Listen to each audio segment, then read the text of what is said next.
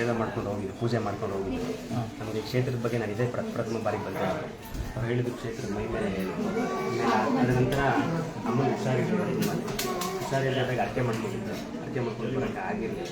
ನಮ್ಮ ಮನೆಯವರು ಹುಷಾರಿಲ್ಲ. ಏನಂತ ಅರ್ಕೆ ಮಾಡ್ಕೊಂಡು? ಅಮ್ಮನ ಹುಷಾರಾದರೆ ನಿಮ್ಮ ಸನ್ನಿಧಾನಕ್ಕೆ ಬಂದು ನಾನು ಪೂಜೆ ಮಾಡಿಕೊಂಡು ಸೇವೆ ಮಾಡ್ಕೊಂಡು ಹೋಗ್ತೀನಿ ಅಂತ ಅರ್ಕೆ ಮಾಡ್ತಾನೆ. ಬರೋಕ್ಕಾಗಲಿಲ್ಲ. ಯಾವರಿಂದ ಬಂದಿದೆ? ಮಕ್ಕಳೇ ಹಾಸನ ಪಕ್ಕ, ಹಾಸನಿಂದ 15 ಕಿಲೋಮೀಟರ್.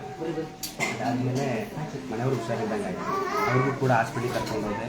ಹಾಸ್ಪಿಟ್ಲಿಗೆ ಕರ್ಕೊಂಡು ಹೋಗಿ ಎಲ್ಲ ಮನಸ್ಸಿಗೆ ಅನ್ನಿಸ್ತು ನಾನು ಬರಬೇಕಾಗಿತ್ತು, ಸೇವೆ ಮಾಡೋಕ್ಕೆ ಬರೋಕ್ಕಾಗಿರಲಿಲ್ಲ. ಅದರಿಂದ ಏನಾದರೂ ತೊಂದರೆ ಆಗ್ತಿರ್ಬೋದು ಅಂತ. ಮನೇಲಿ ಎಲ್ಲರಿಗೂ ಹುಷಾರಿದ್ದಂಗೆ ಆಗ್ಬಿಟ್ಟಿತ್ತು.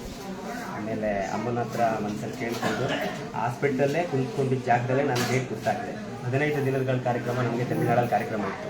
ಅದನ್ನು ಮುಗಿಸ್ಕೊಂಡು ಬಂದಿದ್ದು ಮಾರನೇ ದಿನವೇ ನಾನು ಇಲ್ಲಿ ಬರಬೇಕಾಗಿತ್ತು. ಲೆಕ್ಕವಾಗಿ ನಾನು ನೆನ್ನೆನೇ ಬರಬೇಕಾಗಿತ್ತು.